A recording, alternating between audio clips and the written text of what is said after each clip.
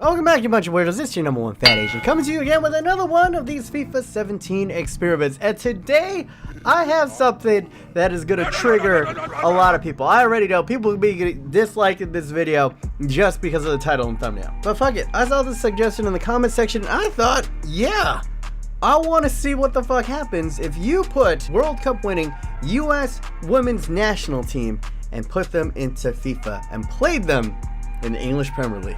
Oh, I can feel all the 12-year-olds disliking already and writing mean comments. But if you're truly honest with yourself, or if you're just a member of the Fat Asian Nation, go ahead, take your hard erect nipple right now and smush it into that like button. And besides, how are you gonna dislike a video with Alex Morgan in it? Look at her. Just look at her. She's perfect. Perfect in every way. God bless America. And subscribe for more boobs. I mean, FIFA content. So this experiment is actually incredibly intriguing for a number of reasons. Because I remember when EA first introduced women into the game, they said specifically you will never be able to play, men and females in the same game against each other, which is technically true. I had to go ahead and custom make all of these players, but every single one of these players are the same height, they're the same age, they're the same stats, the skill moves and all that stuff. They're the same as they are in FIFA, just for the female stats. And what's interesting is there seems to be a different weight on how they rate female players versus male players, which I mean is natural. As you see, Carly Lloyd on SoFIFA.com is rated 92 overall, but as a man, she is rated as 86 overall. And that also begs the question, is this 77 speed for Carly Lloyd the same as the 77 speed for a male player? Is the 85 finishing for Carly Lloyd the same as a male player? Honestly, I'm not smart enough to do all those calculations and that kind of stuff, and it would start a firestorm. So I put the stats exactly how they are on SoFIFA, and I put them into the game. And I put them all in the New England Revolution, and I took that team, and I put them in for Sunderland into the Premier League. Insert joke about how they'd probably be better than Sunderland last season anyway. So there's the star of the last World Cup, Carly Lloyd, is in here. You're gonna recognize a lot of familiar names. You have Abby Wambach. She comes out to an 87 striker, although I believe on SoFIFA she was like 92 or 93 rated. Alex Morgan, my bae, comes out to an 82. Megan Rapone came out to an 87 left mid. And we even got the man beater herself, Hope Solo, comes out to an 84 rated goalkeeper. While they might have these big ratings, their weight and their height are going to play an interesting thing, because will it factor into the Sims that Hope Solo is only 5'9"? I think the tallest person on this team is Abby Wambach, and she's only 5'11", and most of the center backs are 5'9", 5'8". And another thing going against this women's team is you might have noticed a lot of these ladies are actually pretty up there. Christy Rapone, she's at 41. Shannon Bach, she's at 39. There's a lot of them that are going to be degrading over the season. So while you go ahead and you take a look at this roster, and it looks pretty good on paper just to start out, you got an 87 left mid, an 83 right mid, Wambach is 87, Morgan is 82, Lloyd is 86, 77 Brian, Hope Solo is 84, and then on the back line you have two 80s for left backs and an 84 and an 83 in your center backs. The list down here, it's pretty good too. I mean, there are only a couple on this list that are in below 60, so 75. The depth on this team is actually rather solid. The only issue is a lot of these players are pretty old. As we go ahead and line it up to sim up to the midway point, where do you think the women's national team would do if they were in the Premier League? Do you think they'd just get out and out relegated? I mean, in real life, let's be honest here, they'd come dead last. There's just the physicality and the speed. They just couldn't be able to handle it. And with center backs that are only 5'9", cross into the box every single time, there's nothing they can do. But in FIFA though, with this squad, there's a couple of 87s and a couple of 83s. They're at least as good as a Liverpool. They might even be Liverpool, Everton, that kind of range. I guess the target should be, can they finish top 4? And I'm gonna say, yeah, well, for America, might as well go ahead. Let's root for the ladies over here. One time, ladies, I say y'all can finish top 4 in the league. And you guys know what happens by this point. If I get my prediction right, usually something good happens. And if I get my prediction wrong, something not so great happens. So I think for this video, if I get my prediction right, if they can finish top 4, then at the end of the video, I'll I'll make everyone happy. I'll just show you some more pictures of Alex Morgan. But if I get it wrong, then at the end of this video, I will let my girlfriend do makeup on me. So yeah.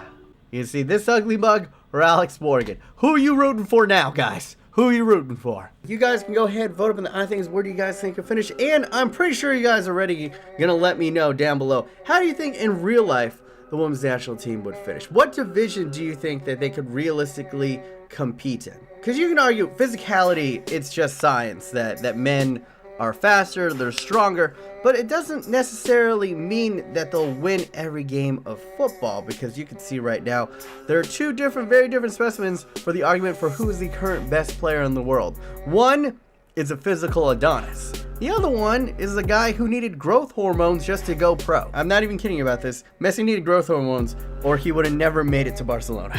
So if a man short in stature but high in skill can perform at the highest level, you know, it's not a direct analog, but I think there is something to be said there. But anyway, I'm pretty excited to see what the hell is going to go on in this one. So go ahead, take it away, Joey Wheeler.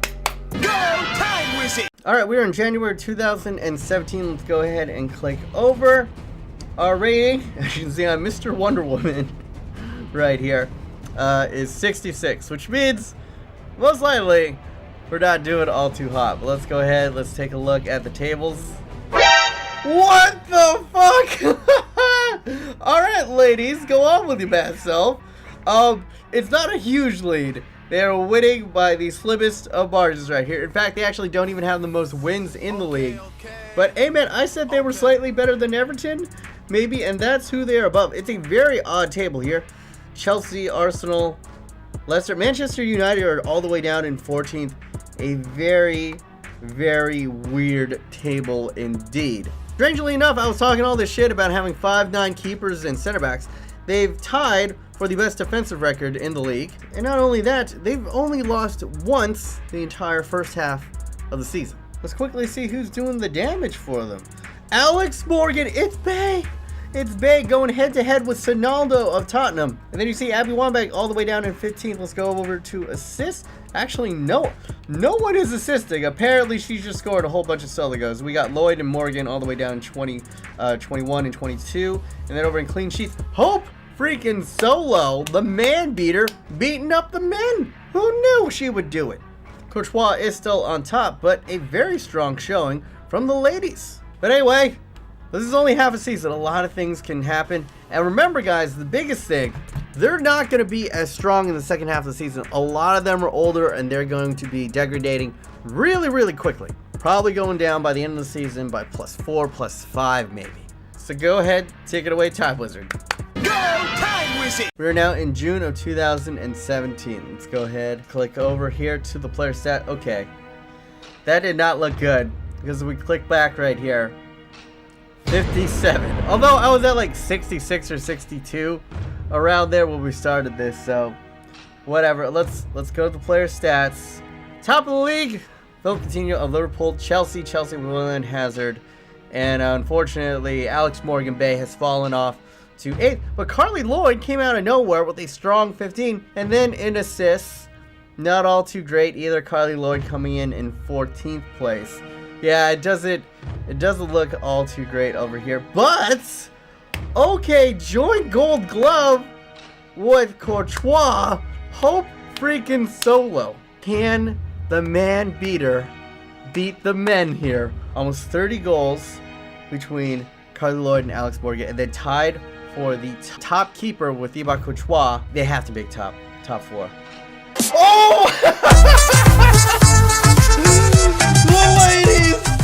The ladies have won it. Hope Solo. Hope Solo has domestically abused the Premier League. This is ridiculous. It was their defense. It was their 5'9" center backs and keepers that ended up killing it for them. It was Hope. It really was Hope Solo. You know, goals for, they were good, but they weren't great. Oh man, it was a game of inches. Look at those stats between New England and Chelsea. All right, rule for Chelsea. They scored more goals. They conceded the same amount. They had better goal differential. But the ladies, man, they just held it out. They got one more draw, and they lost 2 less games. And now that I think about it, kind of makes sense. As a man who's dated Betty Whibbit, let me tell you, nobody plays the long game better than the female species. Word of advice to the young men in the audience.